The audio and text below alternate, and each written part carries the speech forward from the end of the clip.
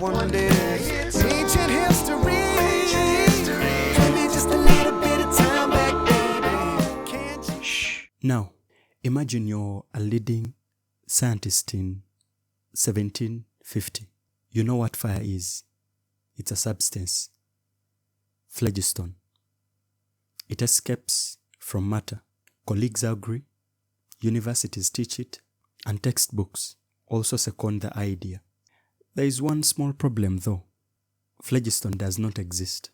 And it will take a French nobleman with a very precise scale to prove this. Welcome to a series on old scientific ideas that transform the world of today. And this particular idea gave birth to modern chemistry.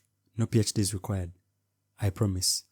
Alchemists deserve more recognition than they do receive because they built furnaces, they developed distillation, and they kept meticulous records. Isaac Newton, for example, wrote more on alchemy than he did on physics. He spent a lot of his time looking for the Phlogiston. The scientific method grew from alchemical practice. The gold they were looking for was never found, but the tools they built and methods they used did transform and give birth to what we call chemistry today. Phlogiston was introduced by Endorsed in the early 1700s, a fiery substance that was released during combustion and absorbed during respiration. And they basically got away with it because it explained simple things. For example, that when wood burned to ash, it meant that phlogiston had escaped. And when a candle that was covered under a jar burnt out, it meant that the jar had been filled with phlogiston. That when you breathed in that phlogiston. But there was one strange man who noticed a certain problem with it. And it all arose when he realized that when you burnt metal, it became heavier instead of getting lighter. But what did the phlogistonists say? They simply explained it that phlogiston had negative mass, that when it left a substance, the substance never lost weight. It instead gained. And to them it was satisfactory. But not to Antoine Lavoisier. Lavoisier was born in Paris in 1743. And he's commended because the work he did transformed chemistry from a qualitative science to a quantitative science because he used meticulous tools of investigation. And he was a tax collector, which later cost him and led to his death.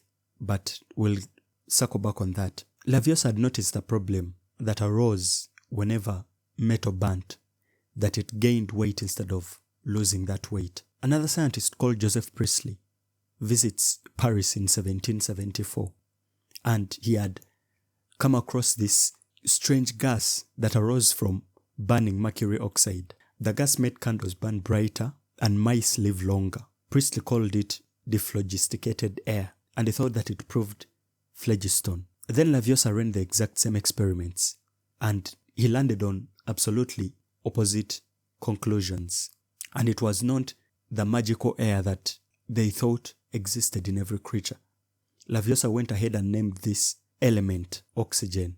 And in his conclusions, combustion with oxygen was what gave metals that extra weight and not the escape of negative weighted phlogiston. And by simply that, a theory that had hailed for more than a century had come to an end because one man had disproved that not only was it foolish, but it was backward. But Lavoisier didn't stop there. He actually went ahead and named hydrogen. He established the laws of conservation of mass. He wrote the first modern list of chemical compounds, and he also helped create the metric system. He worked with his wife, Marie Annie, and together they founded modern chemistry like we understand it today. But then around came the French Revolution. Obviously, because Lavoisier was a tax collector, he became a very huge target. And in May of 1794, he was guillotined at the age of 50. When someone tried to appeal for a delay of his execution, the judge simply said that the Republic had nothing to do or require with scientists. The mathematician Lagrange once said it took only a moment to cut off that head, but it would take another 1,000 years or more to produce one like it. And he was probably not wrong. Lavoisier did not set out to disprove the phlogiston theory. Truth found him through honest and rigorous, patient work. The alchemists that came before him, the groundwork they laid, is what made it possible for him to land on his findings. They might have made mistakes. They might have not found the gold they were looking for. But the tools they used, they gave birth to what we have today as modern chemistry. And Romans 8:28 says something like, in all things, God works for good. The errors that are hailed and treated right can become truths that transform the world. The element that never existed helped us find the ones that do. And with that, thank you for sticking around. Stay curious.